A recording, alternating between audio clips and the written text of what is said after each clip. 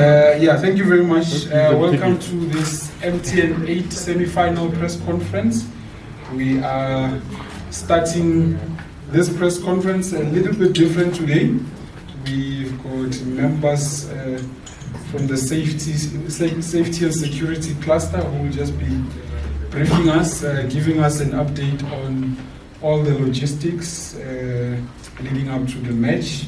Of course, later on we'll be joined by MTN as well, just to talk about what the customers and the viewers can expect, and then we'll have the coaches towards the end. On stage, if I can just introduce towards my immediate left, we've got Mr. Basil Nkhwashu, who is the acting chief of the Tshwane Metropolitan Department. Next to him, we've got Mr. Bertie, who is representing Stadium Management South Africa. He's the big boss there, so he will be briefing us as well.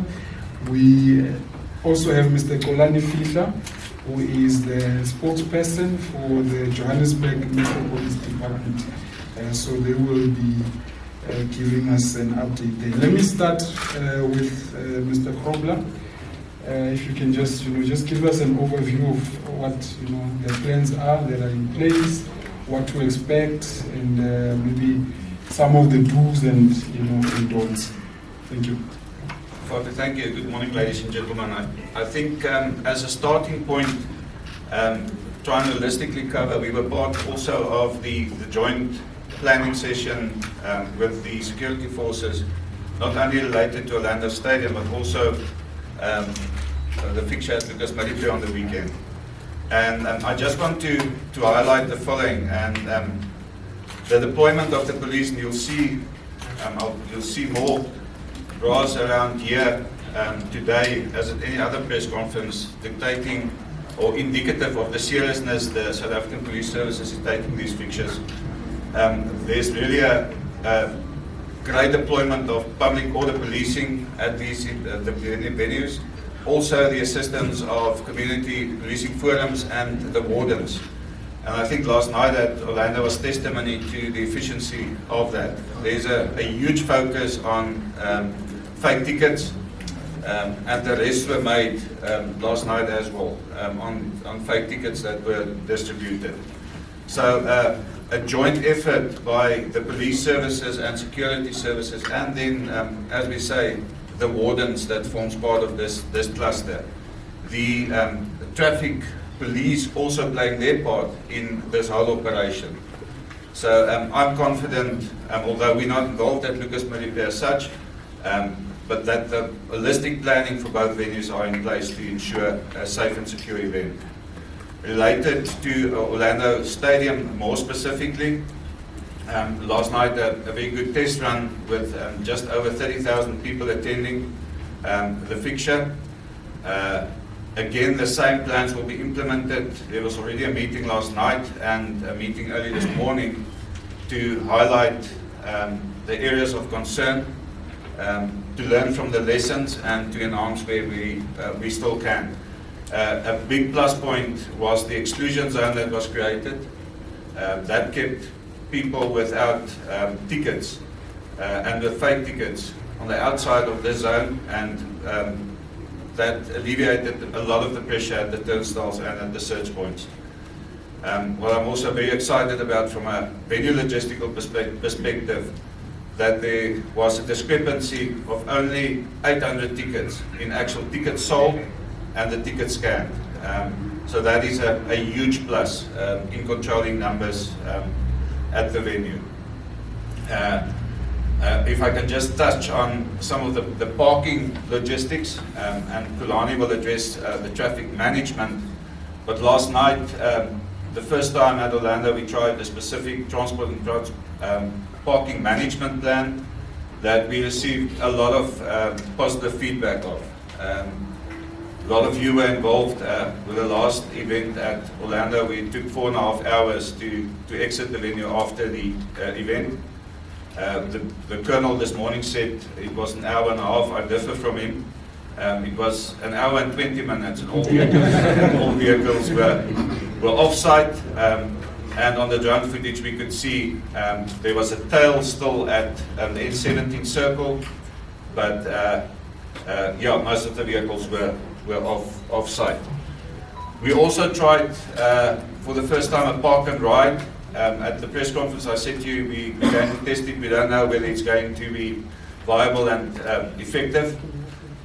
With the involvement of the top 6 and other taxi associations. They only transported 70 people from FNB to Orlando, the park and ride. There might be various reasons for that. Short notice, not marketed enough, but that was not a success. It might be for the 70 people, but we wanted to have a greater number of people using that mode of transport. Very successful, the VIP and hospitality guests with the shuttle service. And there I must compliment Gauteng Traffic, JMPD specifically with their assistance with the dedicated express lane that we created. People were in and out of the venue in that lane by the speed of light. So as an, maybe just highlight the following as well for you. We had the schools, 9 schools that with the club and stadium management and the BOC that we had an agreement with to allow parking at these schools. Also effective and efficient. At the parking fee of 30 rand, they could park there. Some negative feedback. Some people wanted to park where they normally do. But as part of this plan, we had to direct them into specific directions. You can't allow people to, you need to push the flow.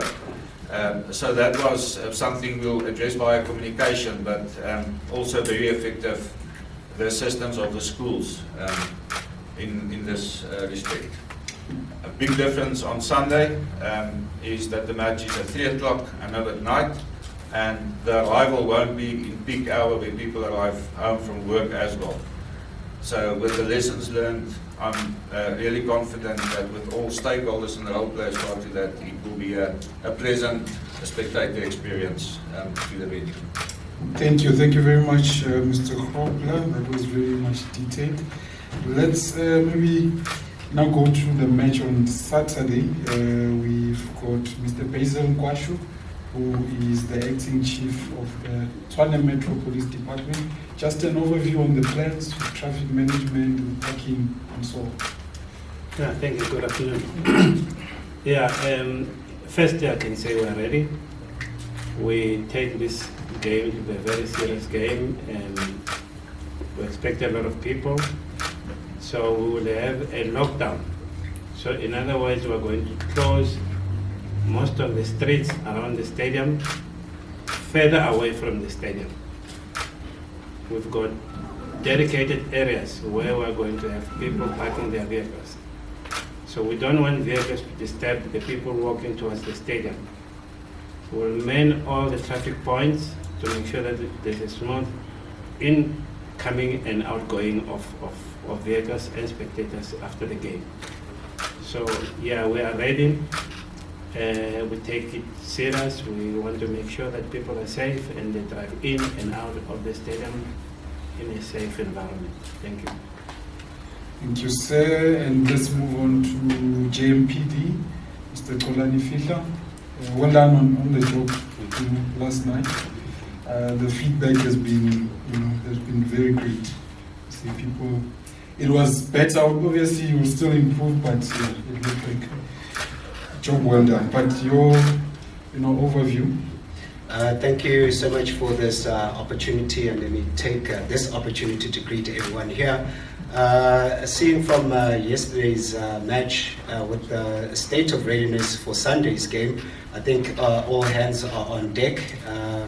We didn't have much challenge when it comes to the traffic management, especially with traffic coming into the stadium before the game and going out. The traffic management plan will stay the same. We have areas where roads will be completely closed off to traffic, and these include Morkie Street, which is one of the major routes crossing by Orlando Stadium, and we'll also have a road closure on Martelo Street, that's between Klipsbury Valley Road and Morkie Street, and also on Martelo and Armitage Street. And then officers will be deployed at all the critical points around the stadium. I know the major routes that will be affected in the area is, of course, the N17, it's Klipsbury Valley Road, it's Morkie Street, Soweto Highway, and what we did see yesterday is Sofasonke Street as well. But we will ensure that traffic is free-flowing. One of our major concerns, of course, is illegal parking, and we'll have our recovery team there. So if your car is illegally parked, you most definitely will be impounded, and you'll have to pay a fee for you to get your vehicle back. And then for alternative routes of people who are not actually going to the stadium, if you are going to use Morkie Street, then the alternative will be on Nkhwashu, turning right into Adams Street or Balandine Street. And that's if you're coming from the east traveling towards the west, and coming from the west traveling towards the east, it's Masupa Street, and then turning left into Adams Street and Balandine Street as well. And then all the road closures and diversions will be lifted at half-time, and that's when we'll allow the taxi associations to line up their vehicles on Morkie Street. And I think that was one of the plans that ensured that traffic going out to the stadium after the game was free-flowing. That is one of our biggest challenges. And we are also requesting spectators and fans to come as early as possible to avoid any congestion before the game. I know after the game it's a bit difficult because everyone is leaving the stadium at the same time. But with that being said and done, I think and I know that Sunday's game will be a great one. Thank you very much, sir. Yeah, so we are ready for the weekend. Let's take maybe just a few questions. I'll take only 3. From the floor, I've noted Katlego there from Citizen. Tepo, Xolani, you're talking about illegal parking. I think you need to. That guy, Tepo from ENC is one of the culprits. So he'll be number 2.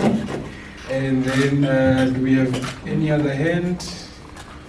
Okay, we'll stop it there. Katlego? I don't know who will take this question, but I just want to put it to you guys that yesterday I struggled to get in, even though I had proper accreditation. You get sent to the other side. When you get there, you get told, no, you need to be on the other side. It seems like there was no cohesion. The right didn't know what the left was doing. And also, how do you plan on navigating around this issue? Because I don't agree that last night was a success. I got stuck in traffic. I ended up not even getting into the game because I was told they blocked the road that we normally as media use. And I was told that I'm actually not going to get in because these are the new rules, and which I couldn't understand because I even had to get out to show the traffic officials that I have a proper media accreditation. There was one that wanted to let me in, the other one said it doesn't work. So I don't know, how are you judging this thing that it was a success where so an accredited person yesterday couldn't even go and cover a game that I was mandated to? Maybe I'll take that one. Yeah, how do we say it was a success? Obviously there's going to be negatives, and it's unfortunate that the negative happened to you as a media person as well. In the debriefing last night, we discussed the communication from structures to, and the brigadier used the word foot soldiers, the guys on the ground.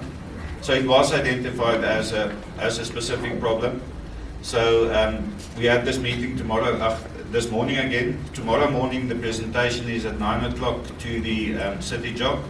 And then the tweaks to that plan will be presented to the foot soldier representatives at 10 o'clock tomorrow morning at Orlando Stadium. Apologies that it happened to you, but I again see it from our perspective again as a negative that we can address. And I think you tried to come from Morkie Street downwards to the main gate, and there was a problem that was addressed. I still believe, despite the negatives that's raised, that it was a vast improvement on previous fixtures. So thank you for your feedback, and the undertaking from the stadium side and from a logistical planning perspective is that we look into that. I know there was at the previous press conference, also a question on media not being allowed at specific entrance points. So we'll address that for Sunday. I wasn't allowed at both of them. Yeah, I think also maybe if I can come in, Katleb, I wish maybe you had also reported it to us. But having taken, I think I agree with him that we apologize that you had to go through that. It's fine. But we'll need, I think what we can do is, can you just allow me to finish? Sorry. No. Yeah.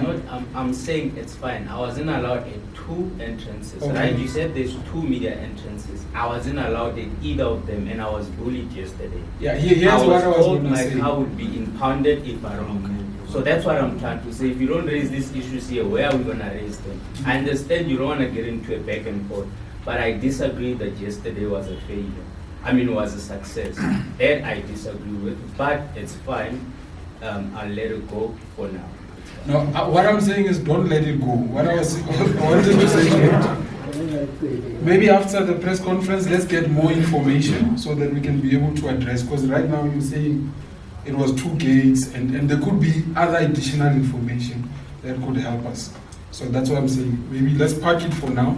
We'll get more information and we'll address it together with the stadium and the owner. But we do apologize for what you went through. I think I can also just add to that, as Bertie did allude to that, it was communicated with the past press conference that we had, and the message was sent to the officials on parade regarding accreditation and passes, and especially for media. I think there is a slight challenge on our side. It has been noted, and we do apologize, but the message will be reiterated to our teams on the ground, and we'll make sure that with future experiences, it doesn't occur again. Thank you. We'll take the next question, Tsepo. Yeah, thanks. Mr. X, I think with regards to illegal parking, because I've got new things. Yeah. So, you as a newcomer. So, Mr. X, on this first note, lessons learned, and I'm not sure if you guys were working in that Chiefs and Sundowns League clash at Lucas Moripe Stadium, but there were a lot of traffic congestion in that match. Yes, it's a small stadium. How are we going to make sure that we do not see such hectic traffic before and after the match? Thank you. Are you talking Lucas Moripe? Yeah, Lucas Moripe. Okay, that will then be for Mr. Nkhwashu, because Yes. Xolani is Johannesburg. Okay. No, thanks. I think I addressed that one in my opening briefing. That Is this mic on? Sorry. Can you guys hear him? Okay, maybe just move to those. Okay. Yeah, like I said, I addressed it in my briefing that we are ready. We want to make sure that there's a smooth flow of traffic in and going out of the stadium. So we've got enough personnel to man all the traffic points.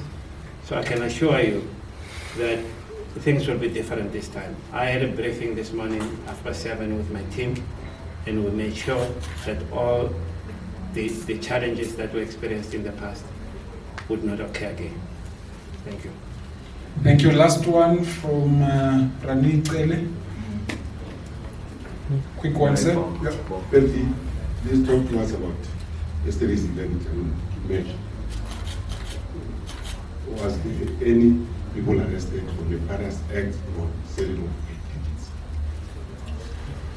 I need to follow up on that, but there was a fake ticket seller that was detained. Whether that's been further prosecution ensued, I need to follow up because it's only the morning after that. But I'll follow up and give you feedback on that. But I must say, a lot less with the exclusion zone. The problem is people with unticketed patrons and people with fake tickets lining up at the entry points. That is the biggest concern, and they managed to keep those people outside of the exclusion zone, and I think that was a huge plus of the success in getting people in safely to the venue. All right, I think this will conclude the first part of the press conference. Thank you very much to the gentlemen here.